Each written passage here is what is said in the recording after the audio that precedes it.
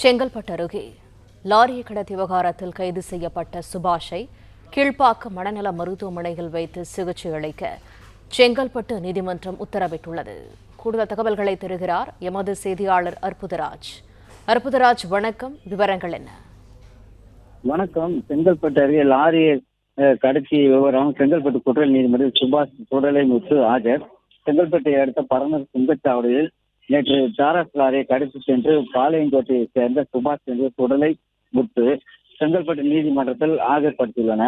Taurus லாரியை சுமார் 15 kilometre தூரத்திற்கு விட்டது ஏதும் ஏற்படாமல் கடத்தி சென்ற நிலையில் போக்குவரத்து காவலர் முருகன் ஆபத்தான நிலையில் லாரியில் தொங்கி சென்று காட்சிகளை வெளியாகியுள்ளது.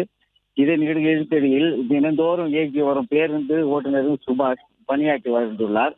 கடந்த 15ஆம் தேதி சக ஓட்டுநருடன் ஏற்பட்ட தகராறு நிலையில் தாக்கப்பட்ட மனநிலை பாதிக்கப்பட்டது போல பல்வேறு இடங்களில் சுற்றித் திரிந்த ரகளில் ஈடுபட்டு வந்துள்ளனர். இந்த நிலையில் நேற்று டாரஸ் லாரியை கடத்தி சென்ற விபத்தை ஏற்படுத்திவிட்டு தப்பிக்க முயன்ற போது சுபாஷை பொதுமக்கள் தாக்கி போலீசார் ஒப்படைத்தனர். செங்கல்பட்டு அரசு மருத்துவமனை சிகிச்சை பிரிவில் அளிக்கப்பட்ட வந்த நிலையில் தற்போது செங்கல்பட்டு குற்றவியல் நீதிமன்றத்தில் ஆஜர்படுத்தி சுபாஷை ஆஜர்படுத்தி சென்னை கீழ்ப்பாக்கம் மருத்துவமனைக்கு அனுமதிக்குமாறு நீதிமன்றத்தில் உத்தரவிட்டனர். பிளே ஸ்டோர் மற்றும் ஆப் ஸ்டோரில் இருந்து பாலிமர் செயலியை QR கோடு மூலம் பதிவிறக்கம் செய்யுங்கள். செய்திகளை உடனுக்குடன் பெறுங்கள்.